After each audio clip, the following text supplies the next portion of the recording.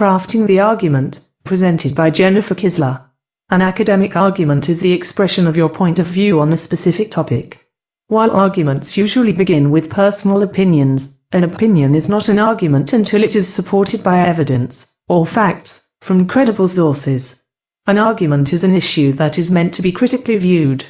It is important to understand that an argument is not about proving your point, but it is about supporting your premise.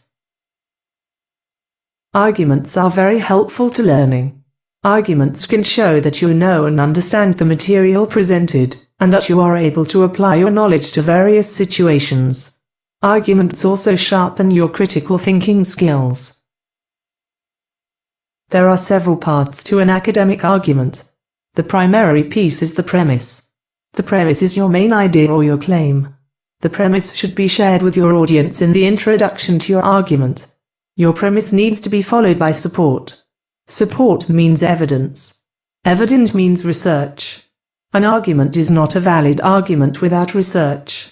Once you support your premise, you should identify any counter-argument, that is, any valid challenges to your point of view. When you identify your counter-arguments, and explain to your audience why those counter-arguments do not change your premise, you are using your critical thinking skills, and strengthening your argument. Finally, you will conclude your argument with a summary. As mentioned several times, good arguments require the use of your critical thinking skills. But what is critical thinking? Critical thinking has been defined as a mode of thinking in which the thinker improves the quality of his or her thinking by skillfully taking charge of the structures inherent in thinking and imposing intellectual standards upon them. What this means, in a nutshell, is that critical thinking is the process of looking at all sides of an issue, and challenging ideas, even your own. Critical thinking requires more than just thought. It requires an open mind and reflection. It requires you to be honest with yourself, and to entertain the notion that a belief you held may be different than you originally thought. Critical thinking requires courage and self-confidence. Finally, critical thinking requires you to persevere in your quest for answers and solutions. The nemesis of critical thought are logical fallacies. Logical fallacies are defects that weaken arguments. They are usually the result of strongly held beliefs or personal opinions. Logical fallacies are actually quite common and, sometimes, it is difficult to discern when a fallacy has been presented. Becoming familiar with logical fallacies is one way to avoid them. Review some of the common fallacies and see if you can identify the flaw in the logic. For instance, the bandwagon fallacy says that if a belief is common, then it must be true. However, many people believing an idea is not, in itself, evidence of its truth. Take a look at the ad hominem attack example. What is the problem with that statement? If you said that Nixon behaving unethically in Watergate says nothing about the aspects of the policies he supported, then you saw the flaw. Look at the begging the question example. Why is that logic flawed? Right? Mr. Smith may be the boss, but not all bosses are good leaders. Take a few minutes to see if you can identify the flaw in logic on this slide. Pause the presentation now. The first is an example of black/white thinking. There are almost always more than two sides to an issue, and there are definitely more than two ways to solve the problem. Using either /or is misleading.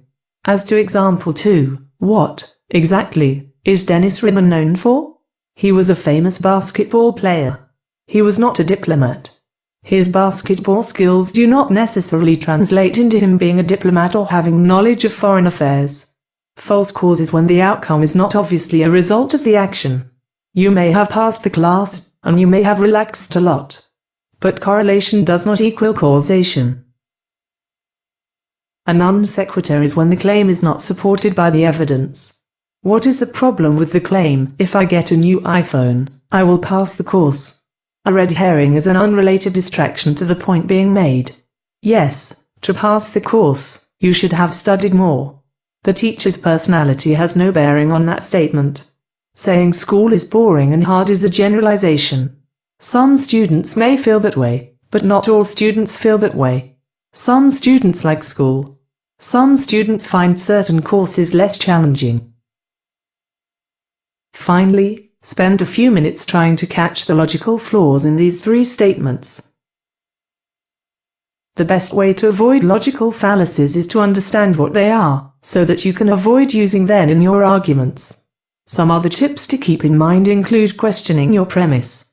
That doesn't mean that you have to change your main point, but if you can identify your point's weaknesses logically, you can strengthen your argument supporting your premise. Make sure you have all of your evidence. If you make a claim, support it with facts. Make sure your characterizations of others are fair and true. Finally, be careful of words that sweep in too much. It is unlikely that everyone will always or never think or act in a certain way.